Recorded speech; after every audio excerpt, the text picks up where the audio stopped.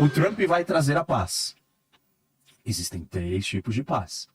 Existem 3 jeitos dele trazer a paz. Qual dos 3 ele vai trazer? Qual a gente sabe que... Sabe não. O que ele fala, porque esse é um dos problemas com o Trump. Tem o que ele fala e o que ele faz. E a gente nunca sabe o que ele está falando é o que ele vai fazer ou não é. Ele é uma figura errática, imprevisível, esse é o comportamento dele. Ele acha que isso é estratégico, por vezes, e outras vezes eu entendo que ele se comporta assim porque ele só não sabe e ele vai mudando de ideia no meio do caminho. Vai tateando, né? Então, o que ele pode quais são os caminhos? O que ele diz que vai fazer? O que ele diz que não gosta de fazer? E ele vendeu isso na campanha dele. O mundo está caminhando para a Terceira Guerra Mundial. Eu sou o caminho da paz. E eu não vou provocar guerras. Ele estava brigando com a filha do Dick Cheney, que era o vice-presidente americano. E alguns dias antes da campanha, era o vice-presidente quando o Bush era o presidente.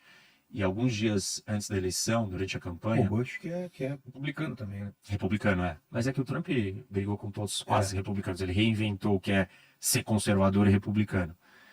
Mas essa é uma outra discussão.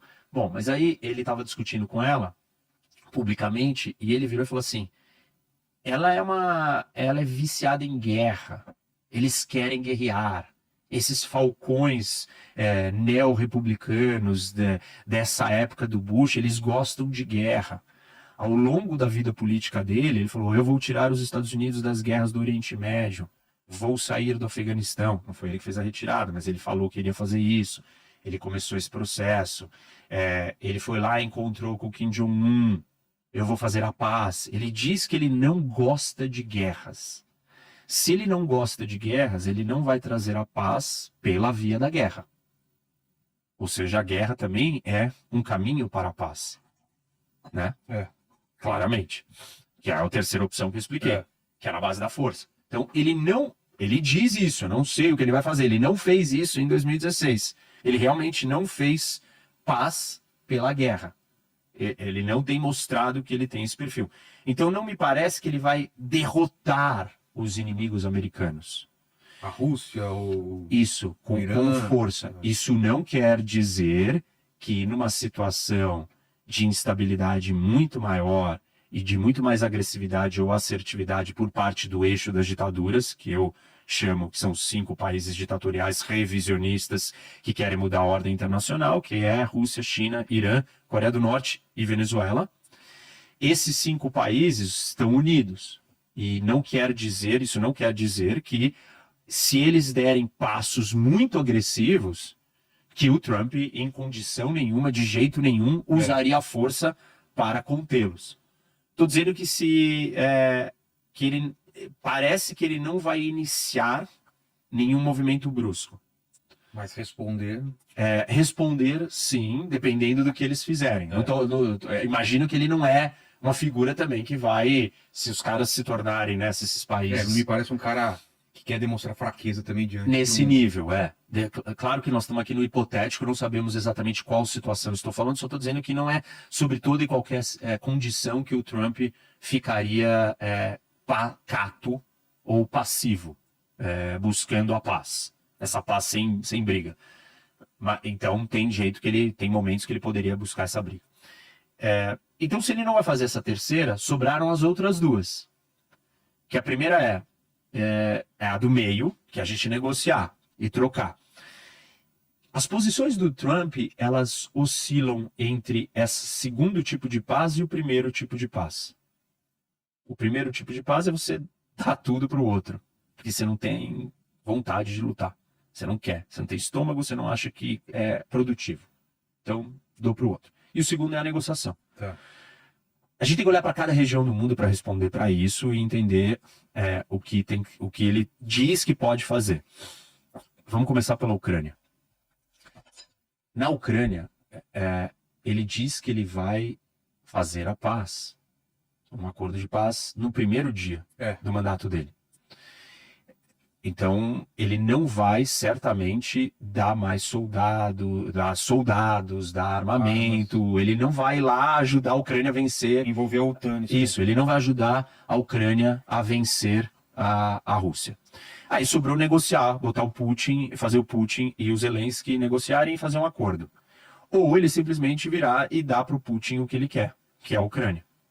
Ele exigir que a Ucrânia aceite tudo, dá os territórios aí e se rende, acabou. E perdeu a Ucrânia. Eu não acho que ele vai chegar nesse ponto de, tipo, entregue a Ucrânia inteira para o Putin. Acho que ele vai ficar oscilando entre dar mais do que o Putin quer e menos do que o Zelensky quer. Que seria o quê? O Putin ficar com todos os territórios que hoje ele está conquistando, o Zelensky devolver o território que ele tem da Rússia. Em troca disso, também ele daria, por isso que essa opção está mais para o primeiro tipo de paz do que para o segundo, porque ele daria também para o Putin o fato da Ucrânia não entrar na OTAN. Essa posição, por que ela é entreguista? Porque você está dando o que o Putin quer. Aí você fala assim, não, mas dar o que o Putin quer, nós vamos trazer a paz. A gente volta para o começo da nossa conversa. Que paz você quer dar? E aí a gente discute as consequências de cada uma dessas pazes, que esse é o ponto importante. Né? Exato. Por quê? Porque o mundo não acaba no final do mandato do Trump. Exato. O mundo continua no dia seguinte. E, então vamos manter o Trump lá. Não importa. Não pode e não importa. Por que não importa? Porque o mundo ele tem a sua dinâmica de andamento independente de quem é o presidente americano. O presidente americano não tem poder absoluto para ditar tudo que vai acontecer no planeta. Ele não tem essa capacidade de controlar todos os eventos do mundo. Então as coisas vão acontecendo no mundo e o tabuleiro vai mudando. O tabuleiro mudou de 2001 para 2010, mudou de 2010 para 2014, 2014 para 22 mudou de novo, e de 22 para 24 e para 25 mudou muito mais. E não mudou só porque tem o presidente americano X ou Y.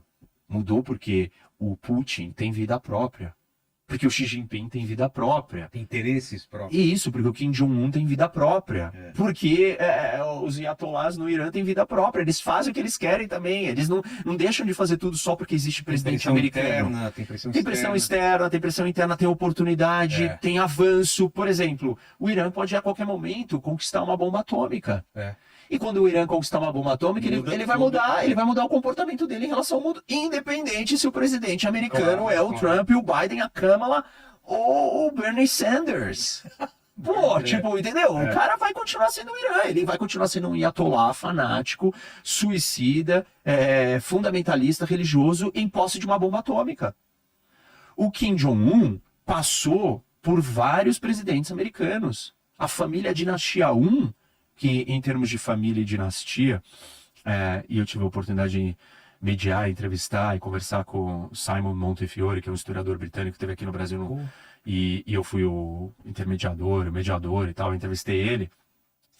E aí eu perguntei, né, e ele falou que de todas as dinastias e famílias da história do mundo, a família, e esse é o livro novo dele que chama O Mundo, a história do mundo contada pela perspectiva das famílias. A dinastia mais poderosa da história da humanidade é a do Kim Jong-un, da família 1. Por quê?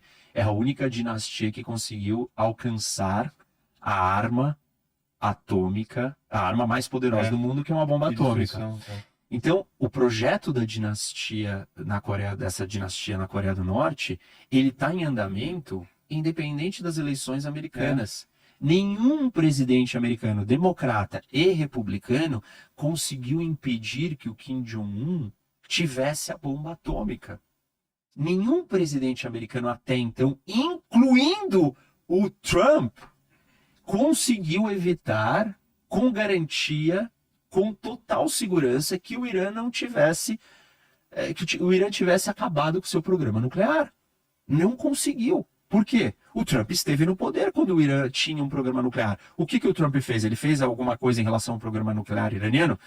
Ele fez uma coisa acertada, porém pequena. Ele saiu do acordo nuclear com o Irã. Ele abandonou o acordo nuclear. E tudo bem, abandonou o acordo nuclear, tá certo, fez bem. O acordo nuclear era ruim, quem fez o acordo foi o Obama. O acordo não resolveria o problema do programa nuclear iraniano. Mas sair do acordo é desfazer uma coisa mal feita e fazer a coisa bem feita que resolveria o problema em definitivo. Foi feita? Não. O que é a coisa bem feita que resolve o problema em definitivo? Destruir o programa nuclear iraniano. Que o Israel tá sempre de olho, né? Sempre de olho e nunca fez. Por que não fez? Porque Bush não deixou. Ah, é? Porque Obama não deixou. Porque Trump não deixou. Porque Biden não deixou. E aí a gente volta de novo para a mesma pergunta. O presidente americano atual, o novo presidente, Trump 2, O laranjão. vai deixar Israel atacar ou ele vai dar a ordem para atacar e destruir o programa nuclear iraniano? Ou fazer vista grossa também. Se ele não fizer isso, ele não está trazendo a paz. Ele está trazendo a paz naquele período. Daqui 3 anos, ou 2 anos, ou 1 ano, ou no meio do mandato dele, o Irã vai lá e vai se declarar um país atômico. O Irã atômico, nós não caminhamos para mais perto da paz no mundo.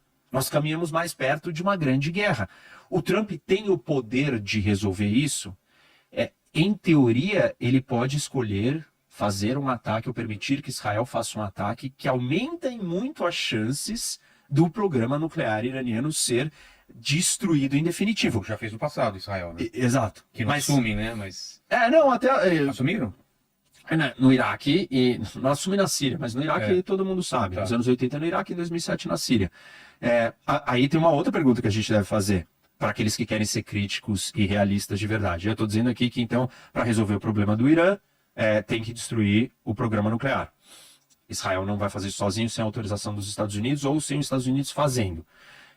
De bombardear o programa nuclear iraniano, é certeza que vai resolver o problema? Não, não é. Porque o ataque pode não ser bem sucedido a ponto de destruir tudo por completo e o Irã acelerar, então, o seu desenvolvimento da bomba atômica e acabar tendo a bomba de qualquer jeito. Sei. Mas a chance de dar certo é melhor do que não fazer nada. Todos os presidentes americanos, há décadas, estão sentados em cima do problema e jogando o problema para baixo do tapete. Inclusive o Trump. Por quê? Porque ele não autorizou, não fez e iniciou um bombardeio contra as instalações nucleares iranianas. Ele não fez isso. Se você virar e falar para os iranianos, para o regime dos iatolás iranianos, o que você quer para abandonar o seu programa nuclear? Não existe nada que você ofereça para eles no mundo que fará com que eles abandonem esse projeto. Só tem um jeito de você fazer eles abandonarem esse projeto. Você usar a força e falar, eu não vou permitir que você tenha essa arma. E aí a pergunta é, o Trump está disposto para permitir isso? No seu primeiro mandato ele não esteve. Ele estará nesse? Se você me perguntar, do ponto de vista para trazer estabilidade para o mundo, para mim você vai trazer estabilidade e vai resolver um problema que pode levar a uma grande guerra, você precisa destruir as instalações nucleares iranianas. Então, o caminho para a paz, na minha análise, Passa por isso. passar por destruir o programa nuclear iraniano. Putz, que isso é bem complicado. O Trump vai fazer? Não acredito. Também não acredito. Então, pronto. A maioria que ama o Trump vai dizer, não, mas ele não precisa fazer isso. Mas fazer vista grossa para Israel destruir? Talvez. Excelente. Dá na mesma. É. Dá na mesma.